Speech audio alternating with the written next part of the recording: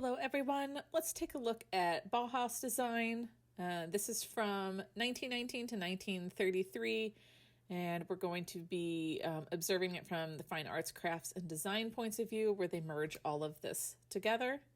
It was founded in 1919 by Walter Gropius, and what the Bauhaus was aiming to do is to break down the barriers between the arts, crafts, and technology, and how can all of these coexist together.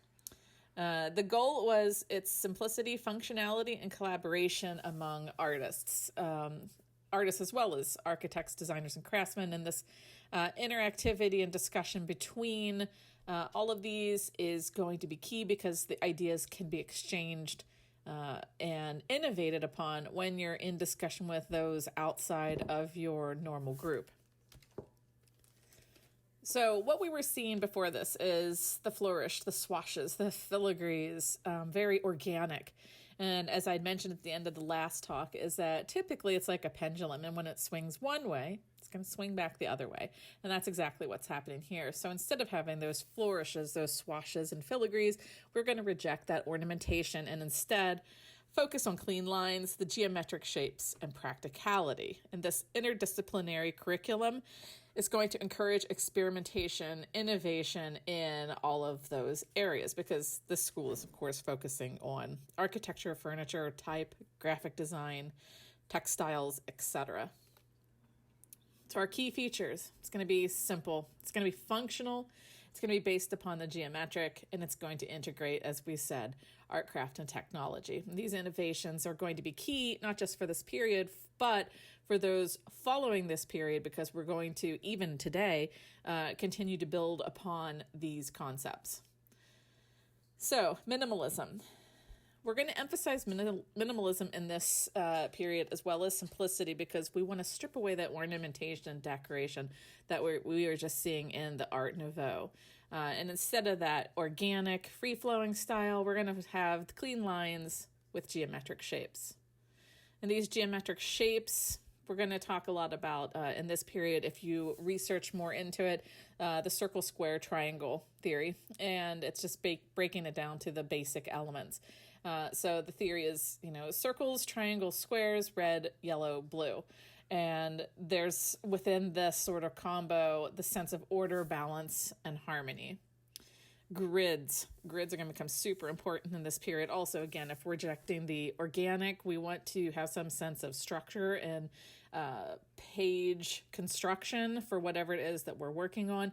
And so these grids with our layouts are going to help organize the visual elements, whether it be working on page or screen for nowadays, of course. Grids are going to give this structure of consistency, and it's going to facilitate communication and readability.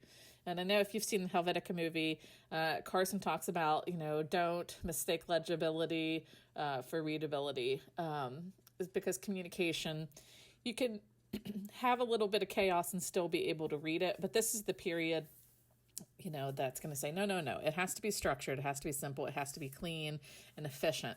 Of course, we're in between world wars, so we know what's sort of coming. So typically when something in our, history has chaos, design and the arts are going to reflect that and or reject it. So if there's chaos, in this case, they're going to try to create some sort of structure or stability.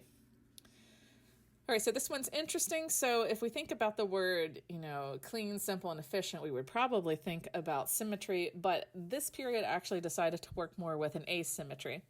And the theory of grids and grid structures is you can break the grid once you more or less understand the grid. So if you know how it works and if you know how it's structured, how can you then tilt, shift, morph it just a little bit to get those dynamic and visually engaging compositions? Something that we talk about, and I think I hit upon it in the last chat, is the concept between static and dynamic. So we don't want static. Static has its time and place. So think of static as like, and I always use this as the parallel, the formal wedding invitation. It's dead center, it's a scripty typeface, it's very symmetrical. And it's doing its job. That's, pretty much how that works in that space. But how can you make something still have those formal elements, but make it just a little bit more dynamic. And that's what we're dealing with in this period. And the type, you guessed it, simple, clear, functional. A lot of sans serif typefaces are used, such as Futura. And of course, Bauhaus, they are the ones that are used to convey this modern aesthetic. So again, pendulum swings. We had something that's handwritten and organic, and instead, what is simple and modern? And simple and modern is actually going to continue through our next two-ish periods of graphic design, Swiss and international style. The two of those sort of blend together. But, this is something that we're going to be dealing with even then. So type is often going to be treated as a graphic element. So you're going to pay attention to the spacing, alignment, and hierarchy. So how do you capture attention? It's akin to if you were driving down the highway and you see that billboard and you have, 0.23 seconds to catch attention as people are going by at, say, minimum 65 miles per hour, depending on highway speed. So you have 0.2 seconds to catch their attention. How are you going to say it's a buy one, get one free sale? And so it's like BOGO sale, maybe a date, and then, of course, our store. And then anything else is a bonus. And so this is sort of what's happening this time also, because we do have a lot of poster designs in this era. So how do you catch attention, and how do you communicate that effectively? And when we were talking about those shapes, I already mentioned the primary colors, so our red, yellow, blue, and of course the black and white. So black being the ink and white being the paper, typically speaking, of course. So how are these used? This limited color palette is going to help create that, visual impact and contrast. And sometimes you can be more creative when you're working with limitations. And in this case, our colors, our type, and how we are using our space is going to be the parameters that we're working between, and then how do you experiment within those structures. All right, we're using industrial materials. We are using technology. And so this is a really nice era of exploration. And then, of course, when the war comes and the Bauhaus is more or less scattered because they're going to flee to various countries, these sentiments are going to parlay into wherever they're landing. So we're going to work with more modern materials, the steel, the glass, the concrete. And then also, how do you use technology in a way to bridge the arts the arts and the applied arts, and get these technological advancements into the design practice? And as a spoiler alert, we are still doing that today, and we're seeing snippets of that with the AI integrations, and what can this do for designers, and how can this impact or revolutionize our work process. We're also going to have some functionalism with experimental spirit. So this sort of seems like a conflict, but, how do you have function and usability within your objects in design? I mean, these are purposeful driven pieces. So we don't want those, filigrees and flourishes, the embellishments, so to speak. But we still also want to be experimental. So what materials, what technique, what processes will help push the boundaries of what we had seen in the past? So innovation was going to be key in this period. All right, our key players. Just to quickly give a glimpse into this so that we can sort of see what the work style is. There's a couple that are, of course, architectural based, but you can see this minimalism, simplicity, and functionality, as well as use of materials in all of these. But Gropius is going to have to be talked about, even though the bulk is architecture. And I know we're talking about graphic design, but he was the founding director of the school. So he's laying that groundwork for the interdisciplinary approach that's going to help design education's focus on art, craft, and technology.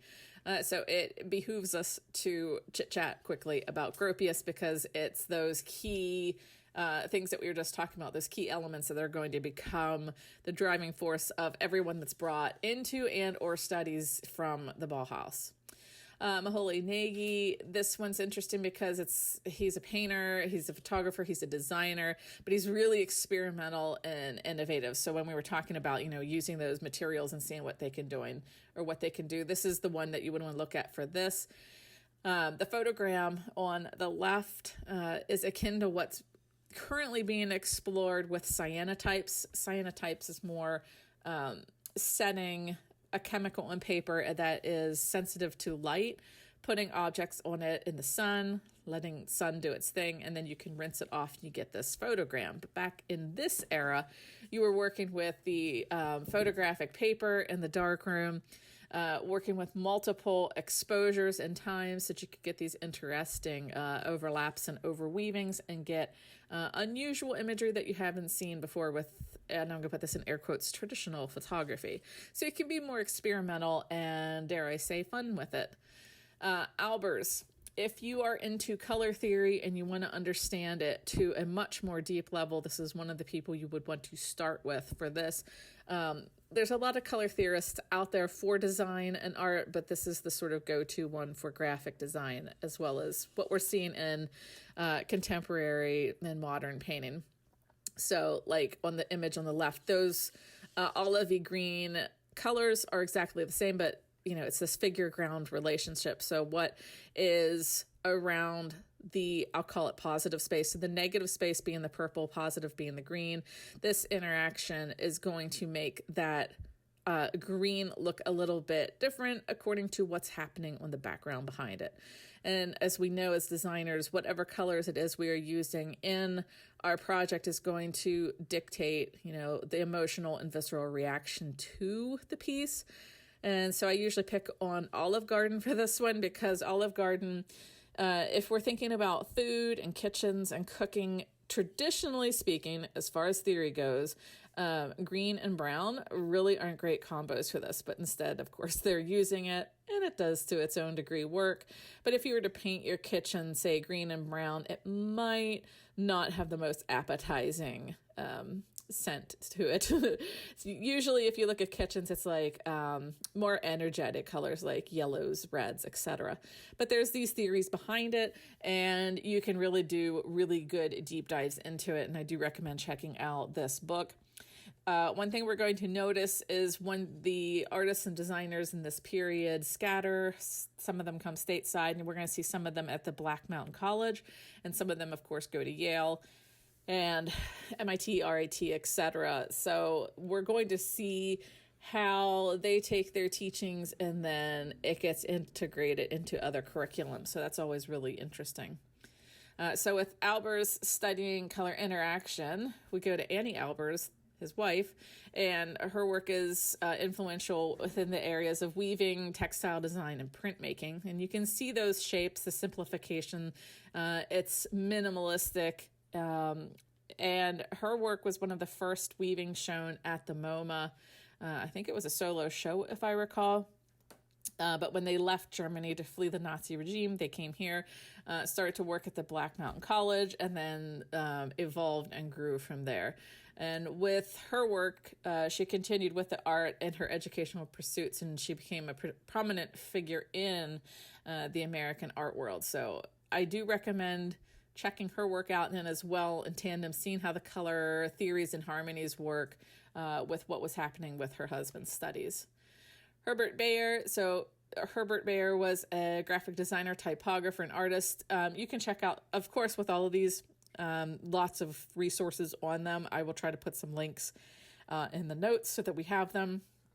But we're going to have this more collage-esque appearance to it. And he's mostly known for his innovative use of sans serif typefaces and as well the grid-based layouts. And these grids are, like I said, going to be seen again with Swiss and International coming up, and then also rejected in the more contemporary period. So the make and then the break the grid concept. I did put Paul Klee in, even though he's a painter, because one thing that was interesting with him, it's that interdisciplinary approach that they were talking about. So we have all these artists, designers, architects, etc. And Klee was mostly with painting, but he was one of the more innovative experimenters and would be the driving force of experimentation. So he was the go-to for that. And so his abstract and playful approach did influence and impact this era. And then again, it helped propel the creativity and experimentation within the Bauhaus school and movement. While this is more object-based design, I know we talked about the Helvetica movie in class, but I also wanted to talk about their Objectivity movie, which was really interesting, and how object design sort of parallels the same sentiments of graphic design. Brewer is most known for his furniture designs. This is the Wassily chair. Check out the Cessna chair. I'll try to put links to those below also. And this helped develop the role of modernist furniture. And furniture design and graphic design tend to go hand in hand. As I jokingly say, it's because we sit a lot. But Brewer's chairs, as well as Ames, it's Eames. We're going to see that coming up soon also.